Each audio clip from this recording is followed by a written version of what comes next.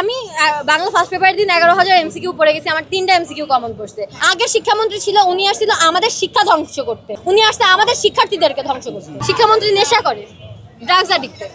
উনি বইয়ের বাইরে থেকে প্রশ্ন করতেছে, উনি মজা করতেছে। এটা কি টেস্ট পরীক্ষা? এটা কি মানে কোনো কলেজের নর্মাল পরীক্ষা হইতেছে যে এইটাই ফেল করলে কিছু হবে না? একটা স্টুডেন্টের একটা বছর নষ্ট হয়ে যাবে, একটা বছরও নষ্ট হবে বুঝলাম, সে তার বাবা মার কাছে কি জবাবদিহিতা দিবে? আমি যদি আমার কথা বলি, আমি আমার বাবাকে কথা দিচ্ছিলাম আমি আমার বাবাকে একটা ভালো রেজাল্ট দিব। আমার মনে হয় না কালকে ভালো রেজাল্ট দূর আমি পাস করবো কিনা। এর মানে কি আমি পড়ালেখা করি না? অবশ্যই আমি পড়ালেখা করি। হ্যাঁ, হয়তো বা আমি অত এ ক্লাস স্টুডেন্ট না, বাট এইচএসসি পরীক্ষা এটা তো মজার পরীক্ষা না যে আমি পড়ালেখা না করে। এখানে কেউ অটো পাসের দাবিতে আসে নাই, সবাই আসছে একটা ন্যায্য। উনি যা করতেছে আমাদের সাথে যে একটা অ্যাবিউজমেন্ট হইতেছে, আমরা অ্যাবিউজমেন্টের দাবিতে আসছি। তো এইসব কারণে আমরা তার পদত্যাগ চাইতেছি। উনি যে প্রশ্ন আছে এটা কোনোভাবেই স্ট্যান্ডার্ড মানের কোয়েশ্চেন না। যাদের কাছে লাগতেছে তারা অন্য গ্রহতে বাস করে, তারা আমরা এত পড়ালেখা করি। আমাদের ব্রেন এত ভালো না। আল্লাহ আমাদেরকে যতটুকু দিচ্ছে ততটুকুর মধ্যে আমাদের এত স্ট্যান্ডার্ড মার্ডের কোয়েশ্চেন আমাদের ধরে না মাথায়। শিক্ষামন্ত্রী দাবি করছে এবং শিক্ষামন্ত্রী একটা কথা বলছে, আমাদের যে আগে শিক্ষামন্ত্রী ছিল উনি আসছিল আমাদের শিক্ষা ধ্বংস করতে। এবং আমি মনে করি আগে শিক্ষামন্ত্রী যদি শিক্ষা ধ্বংস করতে আসে, উনি আসছে আমাদের শিক্ষার্থীদেরকে ধ্বংস করতে। শিক্ষামন্ত্রী নেশা করে, ড্রাগস অ্যাডিক্টেড। যে মানুষ ড্রাগস অ্যাডিক্টেড তার আর কি সমস্যা থাকে? এর থেকে বড় সমস্যা আপনাদের কিছু মনে হয়? যে শিক্ষামন্ত্রীর কথার মানে তার ল্যাঙ্গুয়েজ, তার একটা এডুকেশন প্রাইম মিনিস্টার, একটা দেশের এত বড় একটা দেশের মন্ত্রী, তার যদি কথা ঠিক না থাকে, তার যদি মুখের ভাষা ঠিক না থাকে, তাহলে তার থেকে আর কি? আমরা তো কিছু এক্সপেক্ট করি না। আমাদের লাইফ, আমরা যারা এইচএসসি ক্যান্ডিডেট, আমাদের আর কোনো লাইফ নাই। আমরা ফেল।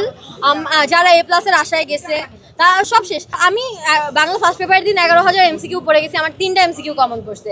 16টা উদ্দীপক সহ কোয়েশ্চেন আসছে। 16টা একটা উদ্দীপক সহ কোয়েশ্চেন আমাদের বুঝতে 50 থেকে 60 সেকেন্ড মানে 1 মিনিট লাগে।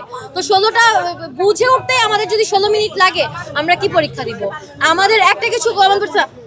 আমরা তো এমন না যে আমরা এত ভালো স্টুডেন্ট হয়ে গেছি বা আমরা সব বুঝতে সব জানতা যে আমাদের উপরেই সবকিছু অ্যাপ্লাই করা হইতেছে। আমরা শেষ, আমাদের নেক্সট জেনারেশনের কি হবে? আমাদের দেশে আমাদের এডুকেশন, উনি যে একজন শিক্ষামন্ত্রী, আমি এটা বুঝি না। উনি এত এডুকেশন করতেছে, আমাদের এডুকেশনটা কোথায়? আমাদের এডুকেশনটা এই জায়গায় যে আমরা আসলে জানি না।